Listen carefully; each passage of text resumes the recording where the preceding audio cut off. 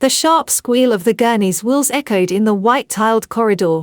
The antiseptic smell so characteristic of the hospital filled my nostrils, a scent more familiar to me than the food from my own kitchen.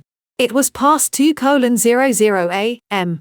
and my night shift should have ended hours ago if not for a complex meninoma that required urgent intervention.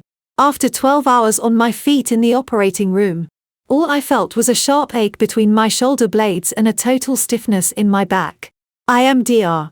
Evelyn Reed, the most prestigious tumor neurosurgeon at Massachusetts General Hospital in Boston. My job is to snatch lives from the jaws of death. A job that demands absolute precision and a heart of ice. I walked wearily toward the elevator, longing only to collapse onto the bed in my on-call room. My phone buzzed. A message from Daniel, my husband. Just wrapped up the conference. So exhausted. Honey, London is freezing tonight. I smiled. One of the few smiles of the day. I typed a reply. Just got out of surgery myself. Get some sleep. Take care. Love you. Daniel was on a 2-year work trip in London for a collaborative research program that, according to him, was a golden opportunity for his career as a tenure professor at Harvard. We had been apart for almost a year, and all our contact was reduced to text messages and rushed calls. I missed him, but I was proud. The elevator dinged and the doors slid open. I stepped in but stopped short. A familiar man was pacing nervously in the hallway before me, right in front of the maternity ward doors. My heart seemed to stop for a moment. It was Daniel in the flesh. Not in London, but here just a few feet away from me. My mind went blank. He was wearing the light blue dress shirt I had ironed and packed in his suitcase myself. He looked a bit thinner, his hair short and neatly combed. He paced back and forth, his face etched with worry, constantly glancing at the door to the delivery room. I stepped out of the elevator. My feet felt like lead. Daniel. My voice wasn't loud, but in the silent midnight hospital corridor, it resonated with a frightening clarity. Daniel jumped, spun around, and when he saw me, his face crumbled. The worry instantly morphed into absolute panic. His eyes widened, and he stammered, "Eve, what are you doing here?" A ridiculous question. What am I doing in a hospital? I'm a doctor. I'm on call, I said, struggling to remain calm despite the hurricane roaring in my chest. The real question is, what are you doing here? Aren't you supposed to be in London? Daniel looked awkwardly at the delivery room and then back at me. I came back unexpectedly. Didn't have time to tell you. I came to visit a friend. A friend who's having a baby. I managed a twisted smile. What kind of friend makes you so worried you're here at 2 a.m.? What friend is more important than telling your wife you've arrived in the country? Just then, a maternity nurse came out of the delivery room with a clipboard. "Mr. Carter, you're the patient Chloe's husband, correct? You can come in to handle the baby's paperwork. Everything went well. Mother and son are doing great." The word husband hit my head like a pair of sledgehammers. Daniel turned pale. He could no longer maintain his false composure. "Honey, let me explain. It's not what you think. It's not what I think," I sneered, a cold laugh echoing in my chest. "Then what is it? Explain it to me, Daniel." I looked into the eyes of the man I had loved, for whom I had sacrificed and in whom I had trusted blindly. The man I thought was working day and night for his career in another country was actually here in the same city and had just had a son with another woman. The delivery room door opened again. This time they were wheeling out a bed carrying a very young girl. Her face pale with exhaustion, but her eyes radiant with happiness. "Daniel," she called out weakly, "look at our son." Then she saw me standing in front of Daniel. The smile vanished from her lips. "Honey, who is this woman?" Daniel was frozen. Beads of sweat dotted his forehead. He didn't know whether to introduce me as his wife or the colleague he was about to invent. "She's Dr. Reed. A colleague from the hospital." A colleague. I repeated those two words in my mind. They tasted like bile in my throat. 10 years of marriage. 10 years of sacrifice. And now I was a colleague. The young woman, Chloe, seemed relieved. But her joy was short-lived. The director of the obstetrics department rushed toward us with a grave expression. "Mr. Carter, you're the baby's father, right?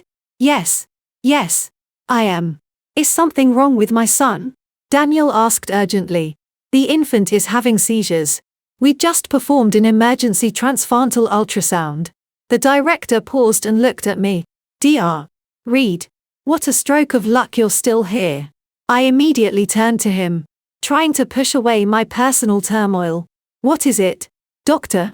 We've detected a large tumor in the newborn's cerebral ventricle. It's massive and causing severe compression. The baby is in critical condition. He turned back to Daniel. We have to operate immediately, and the only person in this hospital and probably in the entire country capable of handling such a complex surgery on a neonate is Dr. Reed. The irony of fate made me want to laugh out loud. Daniel and Chloe were stunned. The blood drained from Chloe's face. She looked at me, then at Daniel, and her expression shifted from bewilderment to terror. After a second of paralysis, Daniel lunged at me, grabbing my arm tightly. His hand was trembling and ice cold. Eve, you have to save him. You have to save my son, he yelled, forgetting any pretense. I'm begging you. Eve, you're the best. I looked coldly at the hand gripping mine. This same hand that had held me, that had made me promises. Now it was begging me to save the son he had with his mistress. The patient is my responsibility. I pulled my arm from his grasp, my voice flat and emotionless. Whosever son he is, I will do everything in my power. It's my professional ethics. I turned to the director of obstetrics. Prep the O. Transfer the neonate to neurosurgery. I need my best team. Immediately. I didn't look at Daniel or the girl named Chloe again. I walked away, slipping on my white coat. In that moment, I wasn't Eve, the betrayed wife. I was Dr. Reed, and I had an extremely critical neonatal neurosurgery waiting for me. The lights of the operating room shone brightly, focused on the fragile body lying on the table. The baby, only a few hours old, was as small as a kitten. His chest rose and fell weakly, aided by a ventilator. The tumor was even larger than the ultrasound had shown. It was in a dangerous location, intertwined with vital nerves and compressing the motor center. A single mistake, a millimeter's tremor in my hand, and this child would die on the table, or if he survived, would be left in a vegetative state. I pushed away all distracting thoughts. Daniel, Chloe, the betrayal, they ceased to exist. In my mind, there was only anatomy, the tumor, and this fragile life. The surgery lasted 14 hours. By the time I placed the final suture, the sun was already rising in the next day's sky. The tumor had been miraculously removed. The baby's heart rate was stable. But I couldn't rest. 3 other surgeries, all of them complicated, were already scheduled and waiting for me. I barely had time to drink a soda, change into clean scrubs, and continue my work. The frantic pace of the hospital consumed me for 36 straight hours with 4 high-risk brain surgeries. When I finally stepped out of the last operating room, I could barely feel my legs. My body was shattered, but my mind had to remain sharp. Daniel and Chloe were still waiting outside, both looking haggard with deep, dark circles under their eyes. Daniel's mother, whom I had called Mom for 10 years, was there too. She was sitting, hugging Chloe to comfort her. When she saw me, she stood up immediately, but her gaze no longer held its former affection. The surgery is over, I announced, my voice from exhaustion and dehydration. We removed the tumor completely. The baby is out of immediate danger. Daniel let out a sigh of relief. He and Chloe looked at each other, beaming with joy. Thank you, Eve. I knew you could do it, Daniel said hastily in a grateful tone. Chloe also had tears in her eyes. Thank you, doctor. But I cut them off. The smiles on the 3 faces froze instantly. I took a deep breath. Though I didn't want to, I had to tell them the medical truth. However, the tumor was extremely large. It was compressing the motor cortex for a long time, even in utero. Although we've completely relieved the pressure, the probability of the brain having suffered permanent damage is very high. Daniel frowned. Permanent damage? What do you mean? I mean, there's a risk of cerebral palsy, I said bluntly. According to global medical literature, for a tumor of this type in this location, the prognosis is a 90% probability of cerebral palsy as a sequela. The child may never be able to walk or care for himself. The family should be prepared. I spoke like a doctor reporting an unavoidable medical risk. But to them, my words took on a completely different meaning. The atmosphere grew heavy. The earlier joy vanished without a trace. Chloe, the 22-year-old student, opened her mouth, her eyes wide as she looked at me. The astonishment turned to horror and then quickly filled with a demented hatred. Cerebral palsy? She shrieked, her high-pitched voice echoing down the hall. She says, my son is going to have cerebral palsy. Suddenly, her tone became venomous. Was it you? She screamed, pointing a finger at me. You did it on purpose. Are you jealous? Jealous because you're barren. And when you saw that my husband had a son with me, you acted out of malice. I froze. After 36 hours of pouring my soul into saving a life, this is what I got. The accusation of being barren. My ex-mother-in-law, who had always pressured me to have children, joined the chorus. My God, Eve, how could you be so cruel? Daniel made a mistake. That's all. You're his wife. You should be understanding. Instead, you harm my grandson with your wickedness. You unscrupulous woman. I looked at Daniel, the man for whom I sacrificed my youth, even my ability to be a mother, to advance his career. I waited for a word of defense. I waited for him, a Harvard professor, a supposedly educated man, to understand that what I had just said was medical science, not personal revenge. But Daniel didn't. He looked at me with cold, accusing eyes. He placed himself between Chloe and his mother as if to protect them from me. Eve, I never expected you to be this kind of person, he said through gritted teeth. No matter what happens, he's my son. How could you do this to him? You don't deserve to be a doctor. You're a monster. Do this to him. I repeated each word. I don't deserve to be a doctor. The exhaustion of 36 hours disappeared. A frigid current ran down my spine. So this was their true face. The family of the poor boy from a forgotten town in West Virginia whom my family and I had helped and supported without reservation. Disgust grew inside me. I had saved the child. I had fulfilled my duty as a doctor. But I had saved the wrong person. I had saved the son of a traitor. And now they were turning to bite me. 36 hours of exhaustion. For life or death brain surgeries. And now these filthy accusations. Barren monster. Acted out of malice. It all crashed down on me. The extreme fatigue in my body seemed to be swept away by a blast of glacial air. I stood up straight. The outrage gave me a terrifying strength and lucidity. I looked directly at Daniel, the husband I once loved. What did you just say? That I did something to him. Is that right? He no longer needed to pretend. He clenched his jaw. You're jealous of us, aren't you? Since you can't have children, when you saw that Chloe gave me a son, you decided to destroy him. Cruel. A son. I repeated. Ah. So that was it. What his mother had always whispered in my ear. If you can't give him a son, get out and let someone else do it. Chloe, though in a wheelchair, gritted her teeth and insulted me. Wasn't it enough for you to steal my husband? Now you hurt my son, too. Steal your husband? I burst out laughing. My laughter echoed in the silent hospital hallway at dawn. Several nurses and patients' families in the distance began to look at us with curiosity. I stepped closer. Crack. A quick sharp slap. I used all my remaining strength. The 5 marks of my fingers were imprinted on Daniel's cheek. He was stunned. He couldn't believe that I, his always sweet and self-sacrificing wife, would dare to raise a hand to him. This slap, I said, my voice hissing between my teeth, is for your 10 years of deceit. I turned to Chloe. The young woman looked at me with wide, terrified eyes. Crack!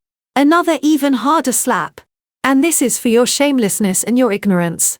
You accuse a neurosurgeon who just saved your son. On what grounds? How dare you hit me? Chloe screamed, covering her face. I hit you because you dared to insult my ability to be a mother. I snarled. My ex-mother-in-law lunged forward, raising her hands to scratch me. You dare hit my daughter-in-law and my son? I took a step back, my gaze sharp as a scalpel. Be quiet. You're a woman, too. How can you say such venomous words? Daniel recovered from the shock, moved toward me, raising his hand to push me. Eve, are you crazy? Crazy? I looked him straight in the eye. Yes, I'm crazy. Crazy forever having trusted someone like you. Tell me something. Daniel, weren't you supposed to be on a 2-year work trip in London? This question was like a bucket of cold water on the three of them. Daniel stopped with his hands suspended in midair. I smiled contemptuously, pointing to Chloe and the baby lying in an incubator a few feet away. Is this your work trip? Is this the research project you told me about? You deceived me and my entire family. My ex-mother-in-law was dumbfounded. She stammered. Eve, what? What are you saying?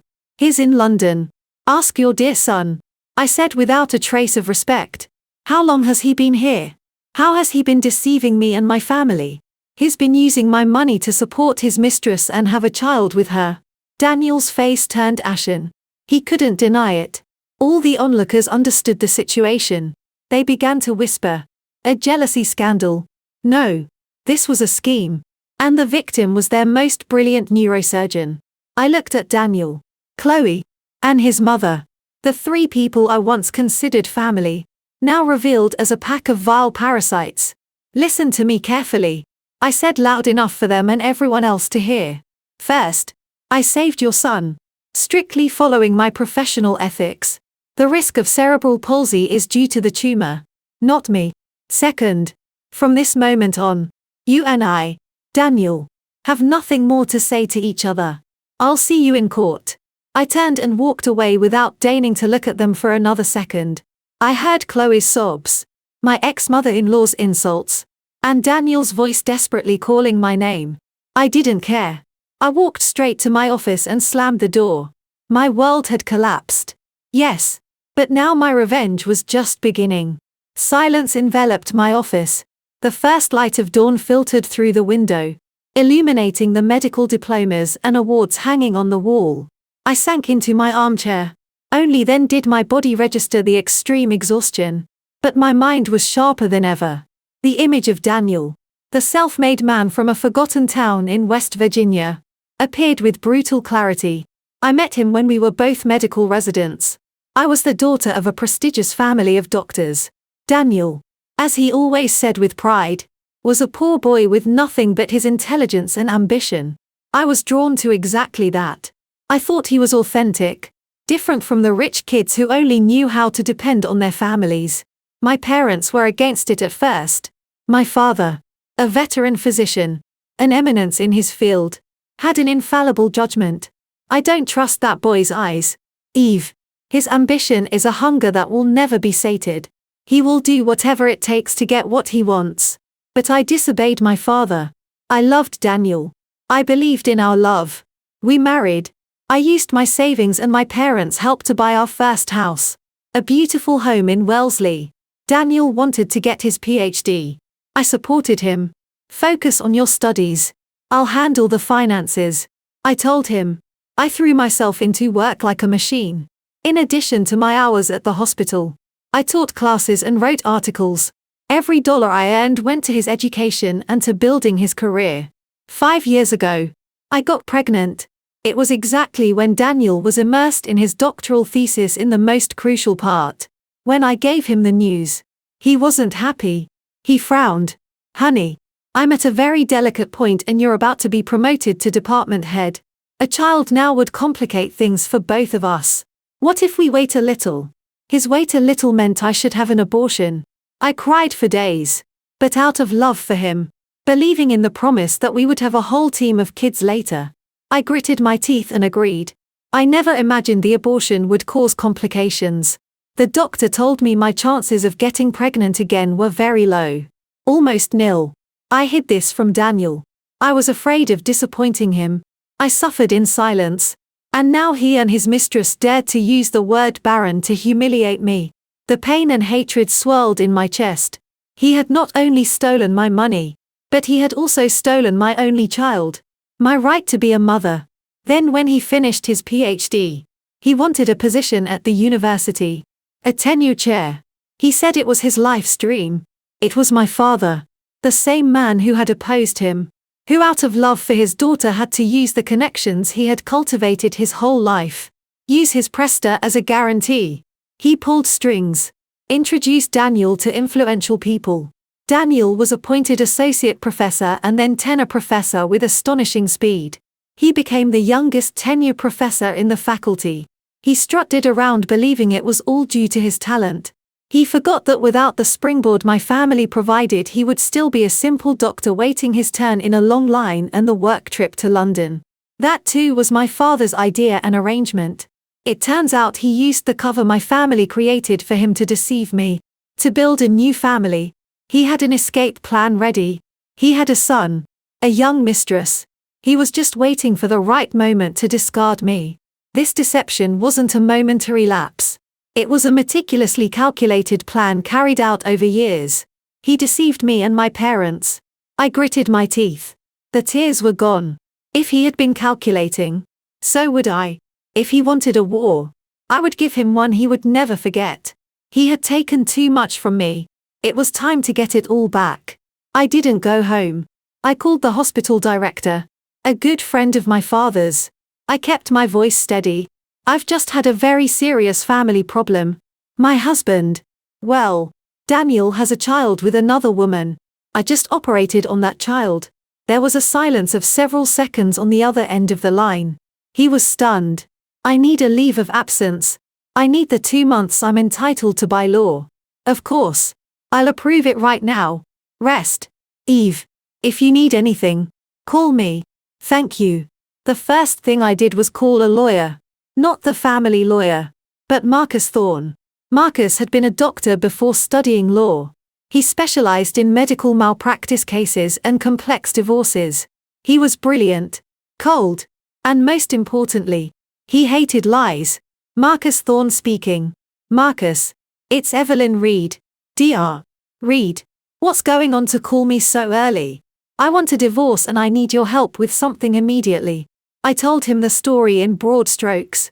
Marcus just uttered an impassive, I see. As if he had seen it all.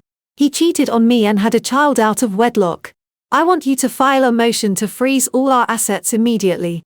I suspect he'll try to move the money. Do you have proof?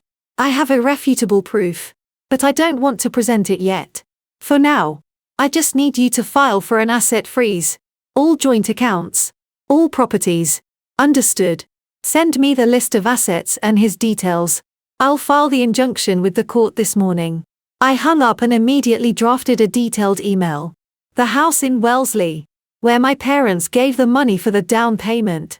And we built it in both our names. The luxury condo in Back Bay, which was mine from before the marriage. A gift from my parents. But I was foolish enough to let my mother-in-law live there. 2 cars and 3 joint bank accounts where I had deposited most of my savings and salary. The common assets in both our names amounted to no less than $5 million. I did everything like an automaton. Fast. Precise. Without hesitation. When I finished, I drove to our house. I needed to shower and change. The house was cold. Everything was the same as when I left 36 hours ago. Except the owner of everything had changed. I went straight to Daniel's office. Everything was tidy. He was a meticulous person. But I knew where he kept his secrets. I opened the drawer. Nothing. I opened the safe. Nothing. But I knew he had a private account. I called Marcus again. Investigate one more thing. It's very likely he has a private account at the US branch of a Swiss bank. He once boasted about having an academic emergency fund. Understood. Marcus replied dryly. I had to block all his escape routes. He wanted a son. A new family. Perfect. He would have to support them with his own 2 hands. Starting from scratch. As expected. A week later. Daniel didn't call. He just sent a text. What did you do to the accounts? I didn't reply. He called me frantically. But I blocked his number. And exactly 2 weeks later, with all accounts frozen, I received a notice from the court. Daniel had filed for divorce. He had beaten me to it. Or so he thought. I was sitting across from Marcus in his office. Daniel's divorce petition was on the table. "He's suing you," Marcus said, adjusting his glasses. "He's filing for divorce, citing irreconcilable differences. And most importantly, he's demanding a 50-over-50 split of the marital assets." 50 over 50? I smiled contemptuously. Exactly. He seems very confident. In the petition, he alleges that as a prestigious professor, he was the primary source of income, while you, as a doctor, had a less stable job. He even implies you have psychological issues, pathological jealousy, and that it was impossible to maintain the marriage. He's sure I have no proof. Precisely. He thinks what happened at the hospital was just words without any solid proof. He's mistaken. I calmly opened my purse and took out a small plastic bag. Marcus raised an eyebrow. Inside were a few strands of hair. "This is Daniel's hair. I took it from his brush at home." I took out another even smaller bag. Inside just a few fine baby hairs, and this, I said, is hair from the newborn.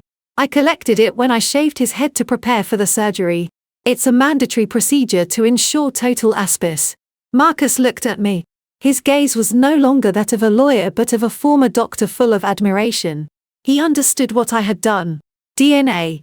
Marcus said, "A fatal blow." Exactly. I want him to fall into his own trap. Let him be arrogant. Let him demand his 50%. Let's see what happens. Do you want to counter-sue now for adultery and concealment of paternity? No. Let him proceed with his case. I want him to stand before the judge, confident, demanding what he thinks is his. And then I'll show him that not only will he not receive a single cent, but he will leave there branded as an adulterer. You are formidable, Dr. Reed. I'm just taking back what's mine. The first day in court was just a settlement conference. Daniel showed up looking haggard but trying to maintain the dignified pose of a professor. He was accompanied by a rookie lawyer. He looked at me with hatred. He probably didn't understand why I was so calm. The judge asked, "Mr. Carter, do you maintain your request for divorce and a 50-over-50 split of the assets?" Daniel cleared his throat. "Yes, Your Honor. Even I no longer have feelings for each other. And the common estate was built primarily through my efforts." I remained silent, listening to his lies. Dr. Reed, do you have anything to say? I looked at the judge. I do not accept the settlement. And I do not agree with this division of assets. I will present evidence at the main trial that will demonstrate that Mr. Carter is not entitled to receive absolutely anything from this estate. Daniel smirked. He thought I was bluffing. Great. Let him keep thinking that. Thanks to my father's influence, we managed to get an urgent preliminary hearing. The judge accepted our injunction based on the irrefutable DNA evidence, ordering an immediate freeze of all assets until the final decision. I arrived at the courthouse completely serene. My 2-month leave had given me time to recover and prepare everything meticulously. I had regained my calm and professional appearance of an elite neurosurgeon. Daniel also arrived. He looked more worn out, but still tried to maintain his intellectual facade. Beside him was the same young lawyer. When he saw me, his eyes flashed with hatred. The asset freeze had clearly plunged his life, that of his new mistress, and his demanding mother into misery. He needed the money, and he was convinced he would receive his $2.50 million. The trial began. Daniel's lawyer talked non-stop, presenting endless evidence of Daniel's income, his research projects, his international publications, trying to prove that during the 10 years of marriage, Daniel had been the economic pillar. Your Honor, the lawyer said arrogantly, my client is a prestigious professor, an exceptional talent for this country. The entire common estate, including the house and cars, comes from his income and bonuses. Dr. Reed, although a doctor, has an incomparable income, we demand a fair judgment that divides 50% of the estate, equivalent to $2.50 million. For my client. Daniel listened, nodding in satisfaction. He even gave me a look of superiority, as if granting me the other 50% was an act of generosity. I just smiled. It was my lawyer's turn. Marcus. He took his time, stood up, and adjusted his glasses. Your Honor, the plaintiff has eloquently outlined Mr. Carter's merits, but he omitted a crucial detail. Marcus said slowly. They forgot the real reason for the collapse of this marriage. Daniel's lawyer interrupted. We've already made it clear that it's due to irreconcilable differences. Dr. Reed suffers from pathological jealousy. Pathological jealousy? Marcus raised an eyebrow. Well, then allow us to present the evidence of this pathological jealousy. A silence fell over the courtroom. Marcus looked directly at Daniel. Mr. Carter, do you know a certain Chloe? A 2-2-2-year-old student at Boston University? Daniel flinched, turning slightly pale. She's a student of mine. A student? Marcus smiled ironically. Then tell me, is the child named Thiago, born at Mass General a month ago, the product of research between you and this student? Daniel jumped out of his chair. What? What are you saying? That's slander. Defamation. Marcus addressed the judge.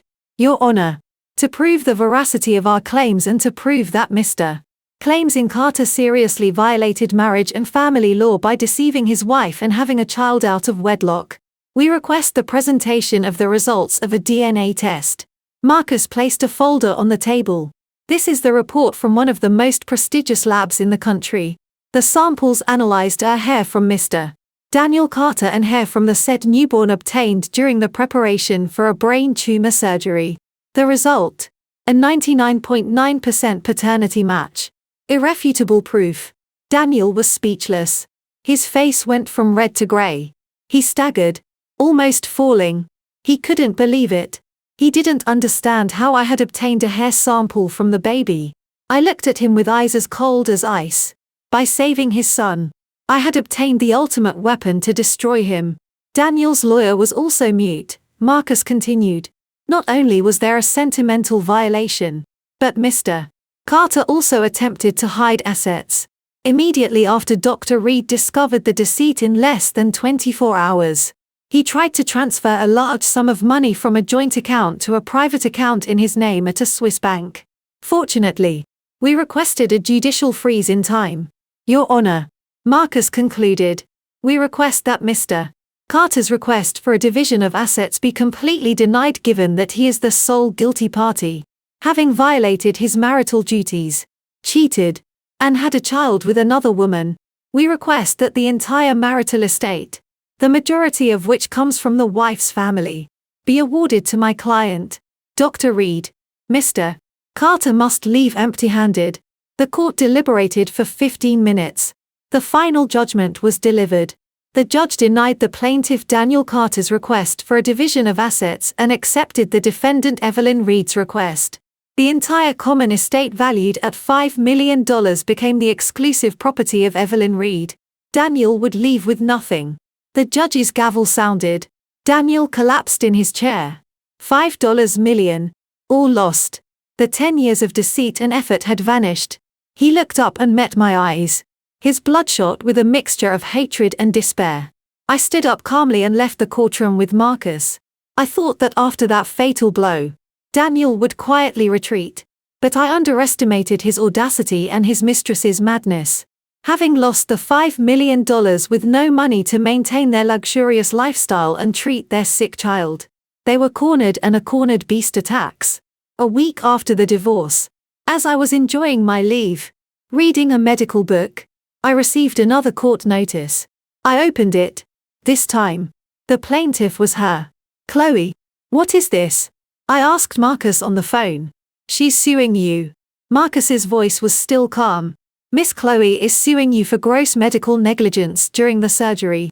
I burst out laughing. A laugh full of contempt. Medical negligence? They're suing me. A neurosurgeon for my work. Exactly. Marcus said in the lawsuit. She alleges that out of personal revenge and jealousy, you deliberately acted with malice in the operating room, intentionally damaging her son's brain, which led to the risk of cerebral palsy. That's ridiculous. That risk was due to the tumor. I explained that to them clearly. They don't care. They're trying to shift the case from the professional to the personal sphere. And you know what they're demanding? Besides the suspension of your medical license, They are asking for $5 million in damages. An astronomical sum for our judicial reality, but enough to bankrupt you and generate headlines. The exact amount Daniel had just lost. So that's it. I understood. Since they couldn't get the money through the front door, they're trying the back. They think they can tarnish my reputation to force me to pay for their silence. It's very likely, Marcus said. It's a very dirty move. They're not looking to win the case. They know it's impossible. They are looking to destroy your reputation as a doctor. As soon as the news leaks that Dr. Evelyn Reed was sued for $5 million for paralyzing her husband's mistress's son, your career will be seriously affected. The public won't care about the technical details, only the drama. They want to play dirty. I clenched my fist. Fine. I'll play with them. Marcus, don't forget you are also a doctor. You understand this case better than any other lawyer. Prepare the entire file. I want them not only to lose the case, but to be humiliated by their own ignorance. Understood. Dr. Reed. I'll request the full surgery report from the hospital. All pre- and post-operative results. And the global literature on this type of tumor. Perfect. They wanted to dig their own grave. I'll give them a shovel. A few days later, just as Marcus predicted, some tabloids began to publish ambiguous headlines. Prestigious surgeon accused of revenge. Deliberately harms husband's illegitimate son. The $5 million lawsuit shaking the medical world. Love, money, and hate. Public opinion began to stir. They were trying to destroy me. But I'm not one to be intimidated. If they dared to touch my scalpel, I would show them how terrifying the precision of medicine can be. The medical negligence trial was much more tense than the divorce one. This time, there were many journalists present. They smelled the drama. Chloe was pushed into the courtroom in a wheelchair, her face pale and fragile, playing the victim. Daniel accompanied her, playing the grieving and indignant father. Their lawyer, the same rookie from before, began his melodramatic speech. Your Honor, ladies and gentlemen, he said, pointing at me out of sheer jealousy, out of the pettiness of a scorned woman. Dr. Evelyn Reed mercilessly destroyed the future of an innocent child. She abused her position, her scalpel, to carry out a personal vendetta.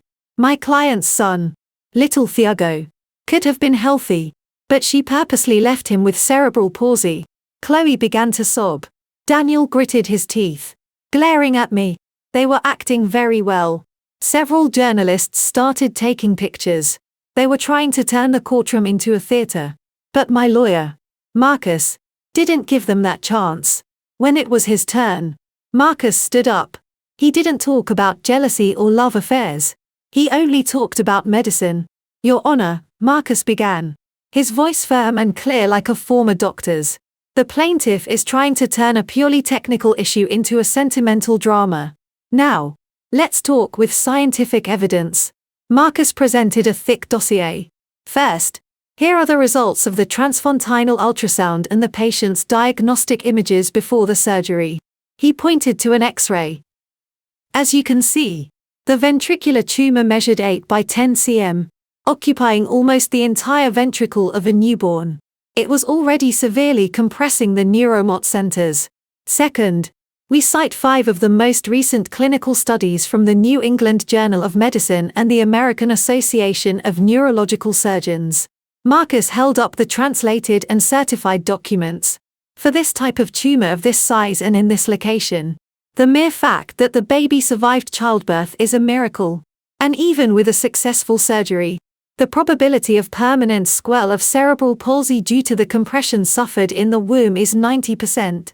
90%. This is global scientific literature, not an invention of Dr. Reed. Third, this is the detailed report of the Acorta surgery. Marcus flipped through the pages. Every step from the incision, the tumor resection, the microsurgical heostasis, everything was flawless. Dr. Reed accomplished something that very few surgeons in the world can do. Completely resect that giant tumor without damaging any other nerve. Marcus paused and looked directly at Chloe and Daniel. The plaintiff's lawyer says Dr. Reed acted with malice. I ask, if she wanted to harm the child, Couldn't she have simply refused to operate? Or could she have delayed the surgery by an hour? Or could she have made a 1 mm mistake? The child would have died on the operating table. But it was precisely because Dr. Reed put aside her personal resentment, honored her Hippocratic oath, and used all her talent that this child is still alive today. The fact that he is at risk of cerebral palsy is the only to the readable consequence of his disease, not a mistake by the doctor. The only ones who made a mistake here are a pair of ingrates who slandered the person who saved their son's life. Marcus' voice resonated in the courtroom. Chloe and Daniel were speechless. Their lawyer clumsily failed to refute a single technical argument. The court deliberated. The verdict was swift. Chloe's lawsuit was completely dismissed. The surgery performed by Dr. Evelyn Reed was deemed flawless and in accordance with the best medical practices without any negligence. The plaintiff, Chloe, was ordered to pay all court costs and compensation for defamation to Dr. Reed. Chloe let out a crazy scream and fainted or pretended to. Daniel rushed to her, his face as white as a sheet. I had won again. I had not only recovered my money, but I had protected the most valuable thing, my honor as a doctor.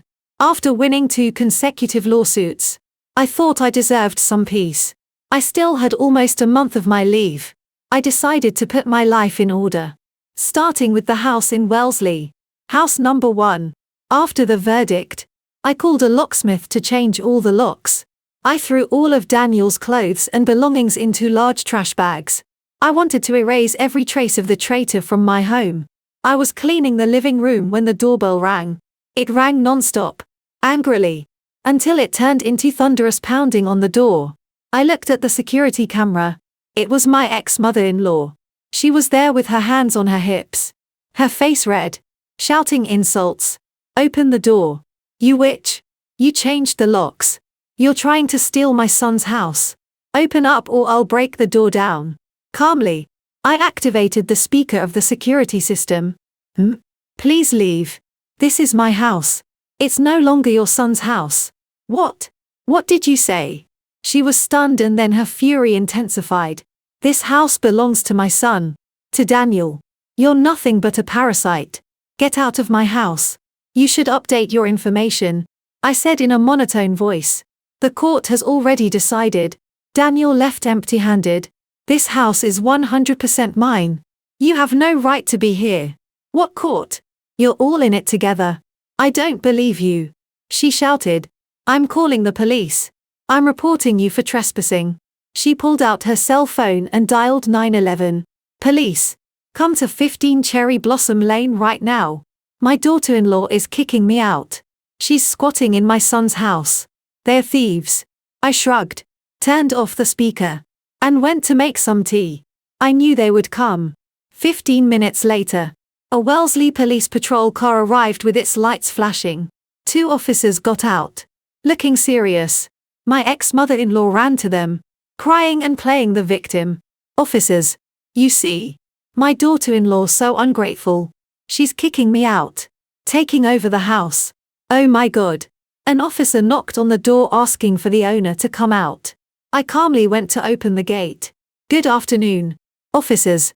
I'm Dr. Evelyn Reed, the owner of this house. One officer said, we received a call from this lady saying you're occupying her son's house. What happened? I smiled. I think the lady is a little confused. I went inside and brought back a folder. First, this is the deed to the property in my name. Dr. Evelyn Reed. Second, this is the final non-appealable divorce decree from the family court. I pointed to a line highlighted in yellow. The court decrees that due to Mr. Daniel Carter's serious violation of marital duties, the entirety of this marital estate becomes the exclusive property of Evelyn Reed. Mr. Carter no longer has any rights to this house. The officer read the documents carefully and nodded. Officers, I continued. I just got divorced. This woman is my ex-mother-in-law. She came here to make a scene. I changed the locks on my own house. Have I committed a crime? The officer turned to my ex-mother-in-law with a stern tone. The legal documents are clear. The house belongs to Dr. Reed. She has full rights to her property. You have no business being here. What? She's tricking you. She's tricking all of you. She insisted. We work with the law. The officer retorted. You are disturbing the public peace and filing a false report. We're warning you that if you continue to harass Dr. Reed, we will have to issue you a citation. Please leave. My ex-mother-in-law was dumbfounded. She didn't expect to be reprimanded. Her face turned purple with rage. She glared at me and muttered a threat. You'll pay for this. Then walked away with her head down under the curious gazes of the neighbors. I smiled and closed the gate. Thank you for your work, officers. The battle for house number 1 was over. But I knew house number 2 still remained.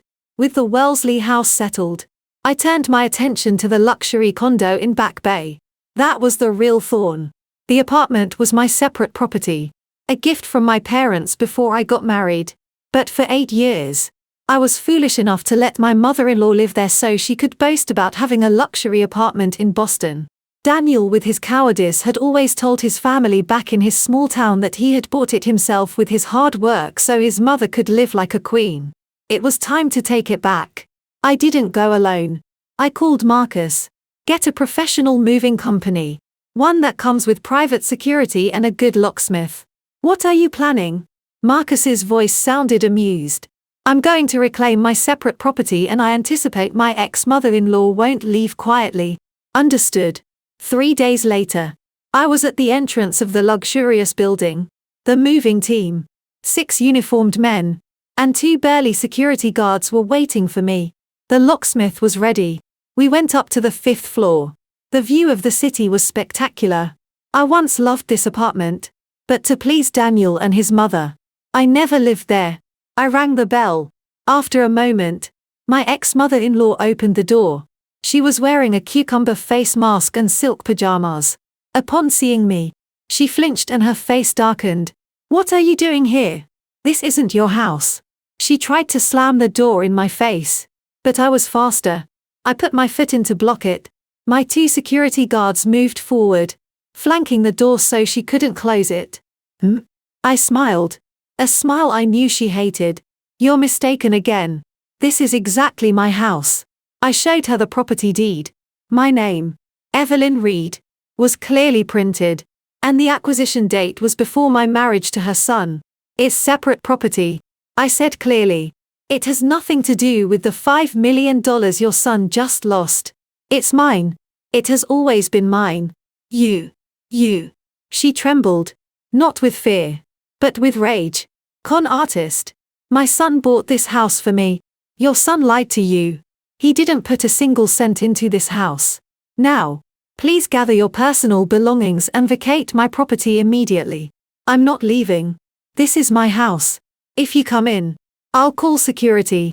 I've already spoken with the building management. They confirmed that I am the owner. I signaled to the moving team. You can start. All the furniture in this house, except for the lady's personal clothes, is going to the trash. No. Better yet, donate it to charity. Let it be my good deed of the day. How dare you? She screamed, lunging to scratch me, but the security guards gently restrained her. Calm down. The owner hired us. The locksmith started changing the lock. The moving team began to enter. My ex-mother-in-law, seeing she could do nothing, backed away. Her eyes gleamed with malice. She pulled out her cell phone. All right. You think you've won, she sneered. I'm going to call my relatives to see how you treat your mother-in-law. Just you wait. She started dialing, and I knew the best act of the play was about to begin. I knew exactly what she would do. She wouldn't call Daniel, who now had neither money nor power. She would call her clan from back home, the people whose respect Daniel had bought for years with my money. And just as I expected, she sat on the floor and started wailing into the phone. Her voice, previously shrill, was now a tragic sob. Oh my God. Cousin. Nephew. Help me. That Evelyn, Daniel's ex-wife. She came to steal my house. She's hitting me. She brought thugs to beat me. She says she's the owner and is throwing me out on the street. Oh. I'm a poor old woman and she has no mercy. She says our whole family is just a bunch of hillbillies. Come save me. A perfect performance. She accused me of assault while simultaneously wounding their regional pride. I knew Daniel's relatives were hot-blooded and hated being called hillbillies. I stood with my arms crossed, watching. I signaled to the movers. Continue. Then I calmly walked to the bathroom and locked the door. I wasn't going to be foolish enough to stay out here when that mob arrived. I had my cell phone ready. As expected. Just 20 minutes later, the quiet apartment building turned into chaos. The elevator opened. There were running footsteps down the hall and shouts and curses. Where is that Evelyn? Where is she? Open the door. You're going to find out what happens when you kick your grandma out of the house. The apartment door, still open for the movers, shook. For all 5 burly men with calloused hands from the countryside and a rough demeanor burst through the door. They looked like they were ready for a bar fight. Where's Auntie? What did you do to her? My ex-mother-in-law, seeing her reinforcements, started crying even louder. There they are. They beat me. They're stealing my house nephews. Sons of the leader. Probably the cousin. Saw the moving team. It's you. You dare to touch my family. The moving company's foreman raised his hands. No. No. We're just hired workers. Here are the papers. Papers. My ass. The guy didn't even look and slapped the foreman across the face. I don't care. All of you get out of here right now. Another worker, seeing his boss assaulted, gathered his courage. What are you doing? We're working legally. Legally. This is our law. The leader kicked him and a brawl started.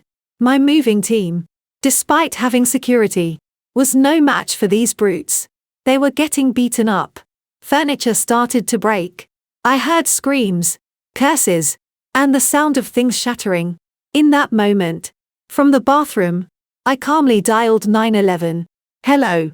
This is Evelyn Reed, owner of apartment 5E on Commonwealth Avenue.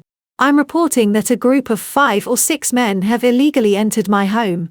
They are assaulting employees of a moving company I hired and destroying my property. Please come immediately. I'm hidden in the bathroom.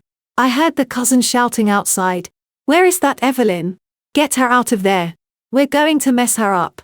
They started pounding on the bathroom door. You're hiding. You come out here. I held my phone calmly so the 911 operator could clearly hear the pounding and the insults. Just 5 minutes later, sirens wailed below. This time, it wasn't 2 local cops. It was a rapid response unit. They arrived quickly. Security in these luxury areas is top-notch. The curtain was about to fall on my ex-mother-in-law's farce. The pounding on my bathroom door stopped. I heard the commotion and the authoritative voice of the police from outside. Everybody freeze. Drop what you're holding and put your hands on your heads. Who are you? Way. The group of relatives started to stammer. Their aggression vanished upon seeing the heavily armed police. I waited a few more minutes for the situation to be under control and then slowly opened the bathroom door. My apartment looked like a battlefield. Broken furniture everywhere. The movers were on the floor. One holding his arm. Another with a bruised face. My ex-mother-in-law, instead of looking victorious, was huddled in a corner, pale as wax. The relatives were against the wall with their hands in the air. An inspector approached me. Are you Dr. Evelyn Reed, the owner? Yes, I am, I said, trying to stay calm, though my heart was pounding. Thank you for coming so quickly. Tell us what happened. I showed him all the documents. This is the deed that proves I am the owner. This is the contract I signed with the moving company. I was in the process of removing my belongings when this woman, I pointed to my ex-mother-in-law, called these men. They entered without a word, assaulted my employees, and destroyed my property. The inspector nodded. Understood. He turned to the movers. Are you injured? Do you want to press charges? The foreman, the one who had been slapped, dared to speak up. Yes, sir. I was assaulted and my colleagues too. They came in very violently. We demand compensation for damages and medical expenses. All right. We'll file a report. The inspector faced the relatives. Who called you to come here? My ex-mother-in-law trembled, not daring to speak. The cousin whispered. It was my aunt who called. She called you to assault people. She said they were stealing her house. that they were hitting her. And you, without verifying the information, come here causing disturbances and assaulting people. The inspector thundered. You're all going to have to come with us to the station. Disturbing the peace, trespassing, and assault. Upon hearing the word station, they all turned pale. At that moment, my ex-mother-in-law's cell phone rang. It was probably Daniel. She didn't dare to answer. The inspector said, Call a family member to take responsibility. Someone has to answer for this and for the damages. I smiled. Oh, the person most responsible for her is her son, Daniel. I'm sure he'll be here soon. And indeed, 10 minutes later, a breathless Daniel came running in. His mother probably hadn't answered the phone, and he had gotten worried. When he entered and saw the disaster, his mother huddled in a corner and his relatives detained by the police. His face turned white. What happened here? He stammered. The inspector approached him. Are you Mr. Daniel Carter? This lady's son? Yes. I? Great. Your mother and relatives have just invaded this property, destroyed property, and assaulted several people. The officer gestured to the apartment. Dr. Reed is the legal owner. How do you plan to resolve this? Daniel looked at me with murder in his eyes. But in front of the police, he didn't dare do anything. Eve, why did you do this? He chastised me. I let out a sharp laugh. Me? What did I do? I was cleaning my house. You should ask your mother and your cousins what they did to my house. He was about to say it was his house, but he swallowed his words when I showed him the deed. He knew he couldn't lie anymore. His lie of I bought an apartment for my mother was exposed in front of his entire family. The cousin looked at him suspiciously. Daniel, didn't you say you bought this? Daniel was speechless. Well, that's none of our business. The inspector intervened. For now, you are the responsible party. You have to compensate the moving company. They're claiming $5,000 for medical expenses, pain, and suffering, and contract cancellation. $5,000 for medical expenses, pain and suffering and contract cancellation. $5,000 for medical expenses, pain and suffering and contract cancellation. $5,000, Daniel shouted. He had just lost $5 million and now $5,000 was a problem for him. Exactly. The inspector was clear. The company wants to press criminal charges. That will tarnish your criminal record. Minister. Professor. Do you really want to go to the station? Daniel gritted his teeth. A criminal case would be the end of his career. In the midst of the most absolute humiliation in front of me and his relatives, he had no choice but to take out his phone and make the transfer. As soon as the money was received, the moving company left. The police, after warning the relatives, also left. Only I, Daniel, and his mother sitting on the floor remained. The relatives left with their heads down, looking at Daniel, no longer with admiration for the tenor professor, but with contempt. Now, I said to my ex-mother-in-law, I invite you to leave. I'll have your things packed and sent to your town. You. She no longer had the strength to insult. Daniel helped his mother up. He looked at me. All right. Eve, you did it. You destroyed everything I had. I only took back what was mine. I replied coldly. And remember, this isn't over yet. Expelled from both houses without a cent of the $5 million. And humiliated before his family, Daniel and his clan sank into misery. They had to move into an old apartment in a rundown housing project on the outskirts of the city. A place Daniel used to describe as the armpit of the city. I heard about it from some mutual friends. Without money, without a home, and with a sick child whose treatment was exorbitant. The mistress Chloe no longer lived like a queen. I knew someone like Daniel would never give up. Cornered, he would resort to the lowest blow. And these days, the lowest blow is public opinion.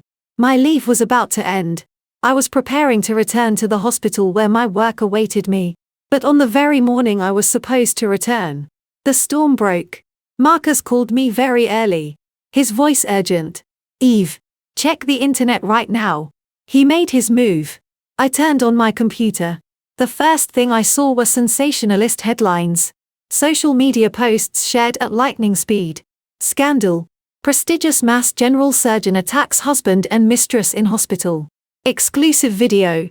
The slap from the barren surgeon on husband's postpartum young mistress. The truth behind the $5 million divorce. Evil surgeon or desperate victim. They had done it. Daniel had leaked the video. It was a recording from the hospital security cameras. He had edited it skillfully. The video had no sound. It only showed the scene where I, exhausted in my scrubs, stood before Daniel and Chloe. And then the image of my hand rising and slapping Daniel and then Chloe. Just that. A silent video where I was assaulting others. Below the video, a long sappy text written by Daniel or Chloe.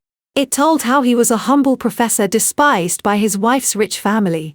It said that I, being barren, had psychological problems and morbid jealousy.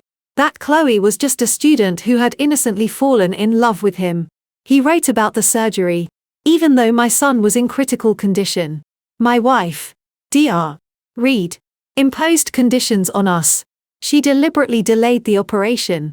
And after the surgery, when we learned my son might have cerebral palsy, she didn't hide her satisfaction.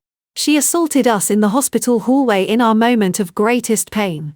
He said nothing about the London trip deception. He said nothing about them slandering me first. He only painted a picture where I was the jealous and cruel wife who used her profession for revenge. The public, as always, didn't need more details. Thousands of hateful comments flooded my profiles and the hospitals. Unbelievable. A doctor with that kind of ethics. What an evil woman. Barren and envious Mass General should revoke. You don't have the right to hit anyone. Especially a woman who just gave birth. My phone wouldn't stop ringing. The hospital administration, my bosses, my colleagues were in shock. The hospital asked me not to return for now until the media crisis was resolved. Daniel had succeeded with this move. He was trying to destroy my career. He wanted me to lose everything. He thought I would crumble under this pressure. I turned off my phone and computer. I made some chamomile tea. He had dropped the bomb. But he had forgotten that the detonator was still in my hand. Marcus. I called my lawyer. Do you have what I asked for ready? Ready. Eve. The original high-definition video with sound and both court judgments with the names redacted. But the content clear. Great. I interrupted. Release everything. Now. If Daniel wants a media war, I'll give him total war. If he started with a silent film, I'll respond with a documentary with sound, image, and legal proof. That same afternoon, a prestigious online journal where an old friend of mine was an editor, published an exclusive article with the headline, "The Truth About the Surgeon Case. Original video and court rulings reveal who the real victim is." The article began with the silent video Daniel had leaked. But immediately after the screen split. On one side, the silent video. On the other, the original video with high-quality audio extracted from the security cameras. And this time, the public could hear. They heard Chloe scream, "You're jealous because you're barren. You acted out of malice." They heard my ex-mother-in-law add, "Unscrupulous woman harming my grandson." And above all, they heard Daniel say, "I never expected you to be this kind of person. How could you do this to him? You're a monster." And then they heard my slaps. They heard my hissing voice. "I hit you because you dared to insult my ability to be a mother." And they heard my revelation. "Weren't you supposed to be in London? Is this your work trip? Using my money to support your mistress and your son?" Everything became crystal clear. Who attacked first? Who slandered? Who was the victim of betrayal? But it didn't end there. The article attached 2 PDF files with the court seal. The first, the divorce decree. It read clearly, "Mr. Daniel Carter seriously violated marriage and family law by deceiving his wife and having a child out of wedlock. The request for a division of assets is denied. The entire common estate, $5 million, is awarded to Dr. Evelyn Reed. Mr. Carter leaves empty-handed." The second file, the verdict of the negligence trial. The content was equally clear. Miss Chloe's lawsuit is dismissed. Dr. Reed's surgery was flawless and in accordance with medical practice.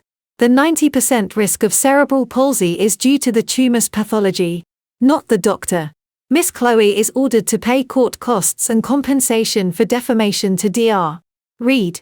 The truth had been revealed, not with tears, but with a video with sound and with court judgments. Public opinion, the same that had insulted me hours before, did a 180-degree turn. Their anger was directed entirely at Daniel and Chloe. My God. So they slandered her, betrayed her, called her barren, and she still had to operate to save the mistress's son. What a strong woman. The husband is a bastard and a coward, loses the trial and the money and then starts whining online. What kind of professor is this? Deceives his wife by saying he's going to London just to stay here and have a child with a student. What scum, and the student is no better. Steals the husband, has a child, and then sues the person who saved the child's life. The nerve. The media storm changed direction dizzyingly. They found Daniel's and Chloe's profiles, and millions of curses rained down on them. And one more blow. Not delivered by me, but by the internet community itself. Students at Chloe's university started digging.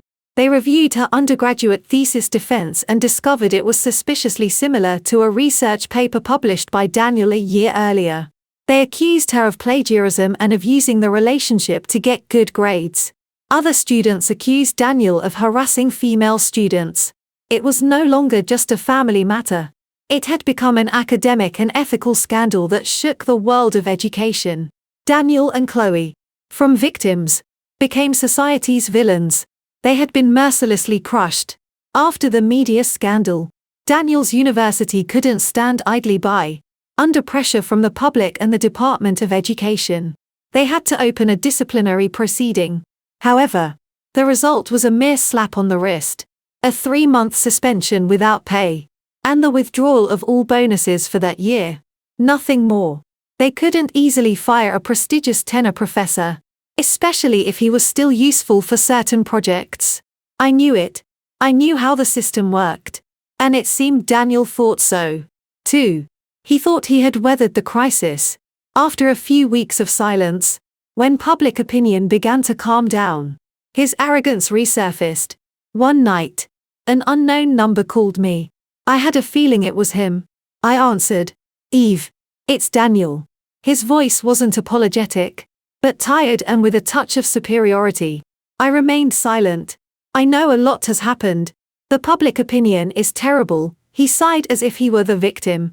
But as you can see, I'm still standing. The university can't do anything to me. They only suspended me for 3 months. After that, I'll be back. You know why? I continued to listen to his monologue in silence. Because I'm a talent, he said, raising his voice. I'm irreplaceable. Those research projects are going nowhere without me. All of them, from the dean to the president, depend on me. He started to laugh. See, Eve, what good are your $5 million? What good is it to have won lawsuits? You're still just a doctor. I, on the other hand, am a scientist. I lost this, but I'll get other things. I'll get everything back soon. You, however, you lost me. You lost a family. You are the failure. His stupid arrogance sickened me. I laughed, too. A soft but icy laugh. Daniel, I said, pronouncing his name for the first time in a long time. Do you really think you got where you are on your own? His laughter cut off abruptly. What? What do you mean? Do you think you're so smart and so brilliant and that's why you rose so quickly? Do you think becoming the youngest tenor professor was on your own merit? I smiled contemptuously. Have you ever wondered why your PhD thesis, which was mediocre, was approved so easily? Or why you, a novice with no experience, were appointed associate director and then tenure professor in a few years? Eve. Daniel started to stammer. He sensed something. Do you think that 2-year program in London fell from the sky? Do you think the dean, the president, the professor emeritus, who supported you so much, respected you for your talent? I sneered with contempt. You're mistaken. They respected you, supported you, gave you everything, because you were my family's son-in-law, because you were my husband. No, that can't be. My father, I said slowly and clearly. Dr. William Reed. That retired doctor you consider a washed-up old man. Have you forgotten who he was? Have you forgotten that the dean, the president, and everyone who supported you were his students? People who owe him favors. They gave you everything because my father asked them to. He did it because he loves his daughter and wanted her to be happy with the man she loved. He hoped that you, a boy from West Virginia, would know how to live up to it. You're lying. Your father did nothing. All this time while you were suing me and taking back the houses. He didn't lift a finger. He said it was my battle. I paused. But tonight, when you called me with your arrogance, bragging about being irreplaceable, you signed your own death sentence. You think the 3-month suspension was a light punishment. It was because my father hadn't intervened yet. He was giving you one last chance. But you rejected it. As soon as I hang up, you'll find out. I smiled. Goodbye, Daniel. I hung up without giving him a chance to respond. The final punishment had been executed. I thought it would take him some time to process. But I was wrong. Less than 15 minutes later, my phone rang again. It was him. This time, I didn't hang up. I wanted to hear him fall apart. Eve, you're lying. Tell me you're lying. He shouted from the other end. His voice was no longer arrogant, but full of panic. The dean just called me. He said, all my projects are suspended indefinitely. They say I violated research ethics. They're not firing me. They can't. Instead, they are reassigning me. All my research grants are frozen. My graduate students are being transferred. They are taking away my title of department head and giving me a full teaching load of introductory undergraduate classes in a windowless office in the basement. They are putting me in academic exile. Eve, it's over. Wow. I replied. That was fast. It seems my father's old students are still efficient. No. It can't be. He gasped. Eve, you can't do this to me. Talk to your father. Tell him to forgive me. It was a mistake. I know it was a mistake. I'm sorry. I laughed. It's too late. Daniel, when you called to brag, you dug your own grave. No. Please. Eve, I'm begging you. I'm on my knees. I heard a dull thud, as if he had actually knelt. Forgive me. This was all Chloe's fault. She seduced me. She's just a shadow of you. Eve, a shadow of me. I managed a contemptuous smile. How original. It's true. I was with her because she reminded me a little of you when you were young. That innocent student. It was a moment of weakness. I still love you. Eve, I only love you. Disgust rose in my throat. How could he say something so vile? I'm begging you. Eve, all men make mistakes. Look around you. The dean himself is having an affair with a postdoc and the president goes to brothel every week and that venerable professor emeritus has a second family in the suburbs. All men are like that. I just had the bad luck to get caught. In his panic, he didn't hesitate to sell out everyone he boasted of depending on just to justify his own misery. He had exposed the rot of his environment. But I no longer cared. Daniel, I interrupted. Are you done? I'm begging you. What you just said, I smiled, is very interesting. I'll save the recording. You never know. Maybe I should send it to the wives of the dean, the president, and the professor emeritus to see if they also think all men are like that. No, don't do that. He screamed desperately. He knew that if I did, not only he, but his entire support network would collapse and crush him. Why not? I asked. Then I sighed, feigning tiredness. I don't have time for that. They're not my problem. Only you are. Thank you for these 10 years. It was a very expensive lesson. Thank you for showing me the true face of the self-made man. Now goodbye forever. I hung up and this time I blocked his number for good. He himself had given me one last knife by revealing the secrets of others. But I didn't need it. To me, he was already dead. After that last call, I turned off my phone. For the first time in 2 months, I felt my chest lighten. All the weight, all the resentment seemed to disappear with that final call. I had destroyed his career. Yes, but it was his choice. If he had been smart, if he had accepted to leave empty-handed and in silence, my father would have let him keep his professor title. But he was too arrogant. He challenged me and he paid the price. I didn't go back to the hospital immediately. I bought a plane ticket to a quiet resort in Hawaii. I turned off all my devices. Every morning, I woke up, practiced yoga, and breathed the fresh sea air. I walked on the sand, read the medical books I had pending, enjoyed good food, and deep dreamless sleep. I no longer thought about Daniel or Chloe or any of them. They had been expelled from my life. I had $5 million in the bank, 2 properties in my name, and most importantly, a career and an honor that no one could take from me. I was rich. I was free. When I returned to the hospital, everyone welcomed me with open arms. The scandal had made me famous, but in a positive way. I became a symbol of a strong woman and medical ethics. The hospital administration, after learning the whole truth, and probably after a call from my father, publicly apologized for the inconvenience. I put on my white coat again. My hand was still steady holding the scalpel. Patients were waiting for me. My life had many important things ahead. Sometimes news of Daniel reached me, not because I sought it, but because his situation was too pathetic. From a prestigious professor, he was demoted to a lab technician with a miserable salary. The research projects, of course, were taken from him. It turned out that when the springboard called my family disappeared, he was a nobody.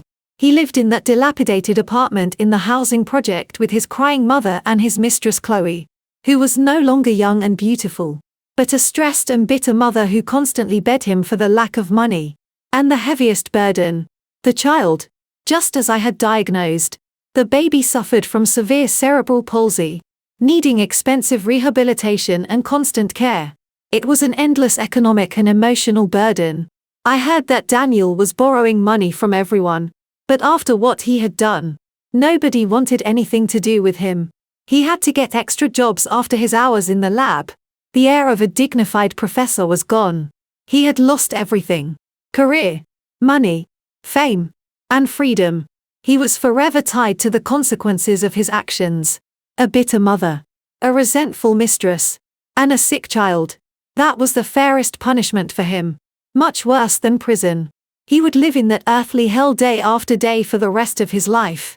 And I moved on.